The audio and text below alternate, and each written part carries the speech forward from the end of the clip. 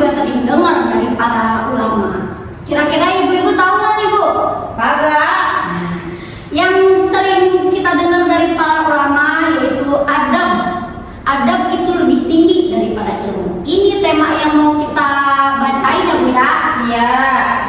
Mungkin ada yang bertanya, loh Ustazah, bukankah menuntut ilmu itu wajib?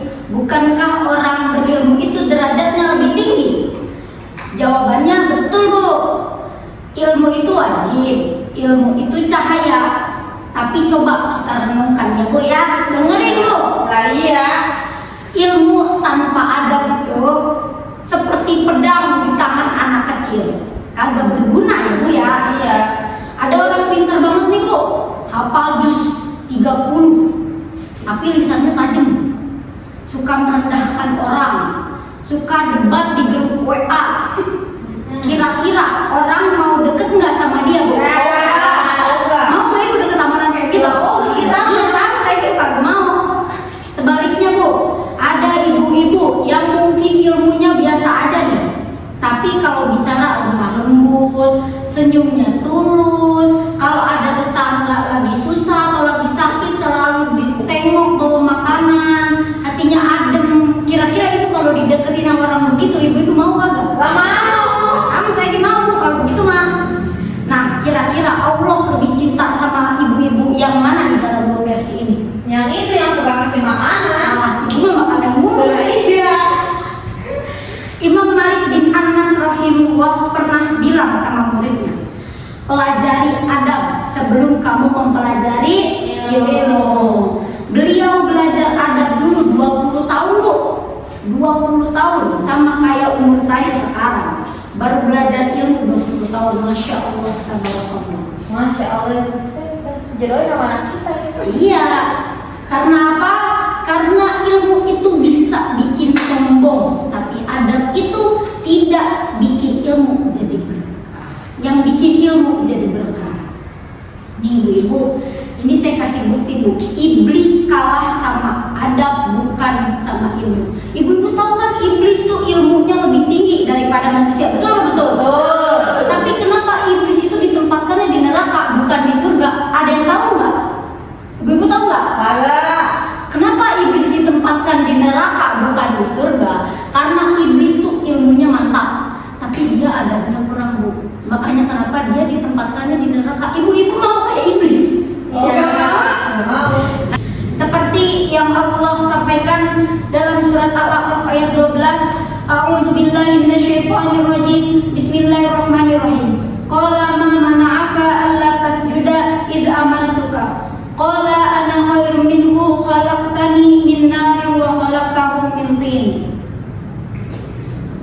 Nah, itu pelajaran buat kita. Jangan sampai kita pintar ngaji, pintar ceramah, tapi hatinya sombong. Kayak iblis itu Bu, aku lebih rajin pengajiannya dari ibu itu. Hati-hati Bu, itu tandanya adabnya runtuh. Contoh adab yang paling nyata Bu, adab seorang ibu di rumah.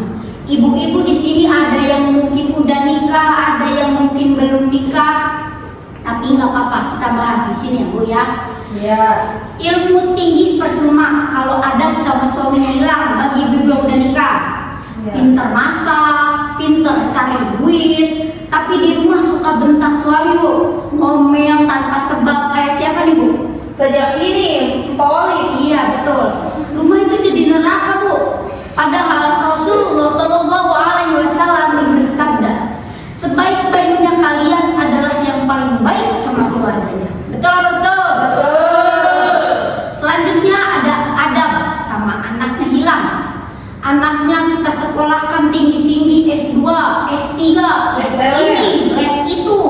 Tapi kita sendiri gampang marah, mulutnya ngomel, suka kasar sama anak. Yang anak tiru itu bukan ilmunya ibu-ibu, tapi adabnya ke kita.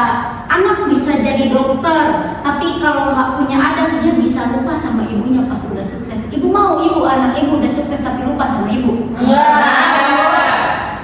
Adab sama tetangga hilang.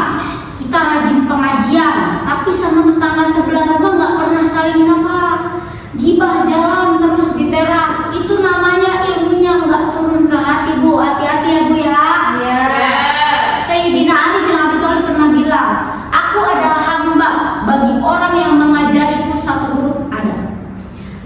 segitu tingginya kedudukan adabnya Bu ya, sampai Sayyidina Ali pun berkata. Tanda orang yang beradab itu apa Bu?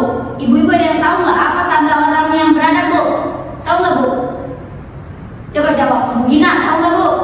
Orang yang beradab, Iya, tandanya tuh kayak mana coba Bu? yang baik sama tetangganya, gak pernah ngomong-ngomongin. Terus apa lagi Bu? Iya nih, gimana kan jawab dia tahu. Saya jawab Bu ya. Gampang kok Bu, ciri-cirinya nggak harus S3 dulu. Yang pertama itu tawadu Bu, alias rendah hati. Nah, iya. Pinter tapi nggak pamer. Rajin ngaji tapi nggak merasa paling suci dibanding ibu-ibu lainnya. Iya. Karena iblis itu diusir dari surga bukan karena kurang ilmu Bu. Iblis ilmunya tinggi banget, tapi dia sombong. Aku lebih baik dari Adam, itu masalahnya Bu. Makanya kenapa dia diturunin, makanya kenapa dia masuk neraka. Kedua, bisa jaga lisan Bu. Di era HP ini ujiannya berat banget. Satu jari bisa bikin ribuan hati terluka lewat komentar. Betul apa betul? Ya, ini kalau dibaca anak saya ridho nggak? Orang beradab itu mikirnya gitu dulu Bu sebelum mengetik. Ketiga, mendahulukan orang lain. Rebutan tempat parkir di pengajian, rebutan nasi kotak, rebutan ngomong. Nah, orang beradab itu ngalah Bu. Ya Bu ya. Kalau ibu nggak mau ngalah sekali-kali ngalah lah Bu ya. Silakan ibu duluan, kayak gitulah Bu. Pahala sekecil itu tapi Allah suka banget. Ini saya kalau itu mah. Iya sama kayak saya Bu. Ibu-ibu, anak kita nanti nggak akan ingat nilai rapotnya berapa, tapi mereka akan ingat ibu saya dulu kalau marah nggak pernah teriak-teriak. Ibu saya dulu kalau ada orang susah dibantuin, itu namanya warisan adab ya Bu ya. Ya. Ilmu bisa dicari di Google Bu sekarang, tapi adab itu harus diteladani dan kitalah teladan untuk anak cucu kita. Makanya ibu-ibu kita sama-sama berdoa, angkat kedua tangannya ibu-ibu semuanya.